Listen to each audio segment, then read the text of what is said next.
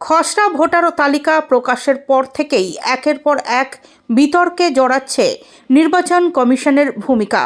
সেই আবহেই সোমবার দুপুর 2:30 নাগাদ কলকাতায় মুখ্য নির্বাচন আধিকারিকের দফতরের সামনে ফের বিক্ষোভে সামিল হলেন বুথ লেভেল অফিসাররা।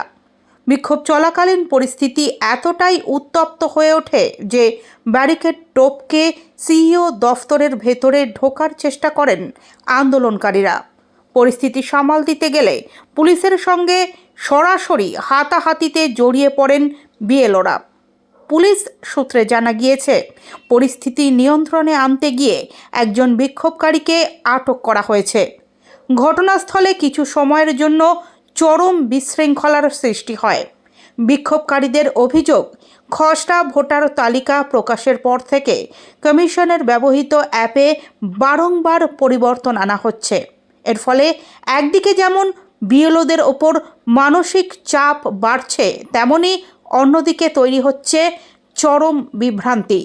সঠিকভাবে কাজ করা প্রায় অসম্ভব হয়ে উঠেছে বলে দাবি আন্দোলনকারীদের। শুধু তাই নয়, বিএলওদের আরও অভিযোগ, একাধিকবার মুখ্য নির্বাচন কমিশনারের সঙ্গে সাক্ষাতের সময় চাওয়া হলেও এখনও পর্যন্ত তা মেলেনি। তাদের বক্তব্য, সমস্যার কথা সরাসরি জানাতে চাইলেও কমিশনের তরফে কোনো সদুত্তর মিলছে না, ফলে বাধ্য হয়েই পথে নামতে হচ্ছে।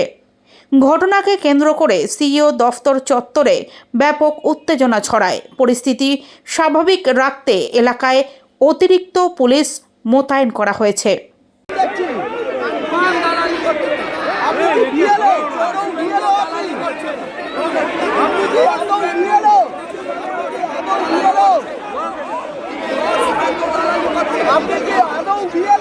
আপনি তো প্রতিদিন দেখছি আন্দোলন করছেন, আপনার নিজের মুখে কাজটা করছেন না তো?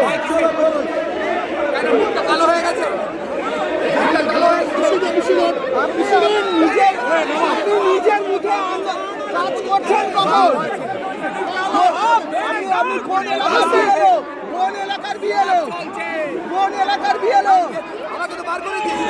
কোন এলাকার বিএলও? দালাল ইলেকশন কমিশন বার করে দিয়েছে। বিএলও কোন এলাকার বিএলও? ইলেকশন দালাল ইলেকশন কমিশন বিএলও জান দিয়ে কি করে? প্রশ্ন উত্তর দিচ্ছেন না আপনি।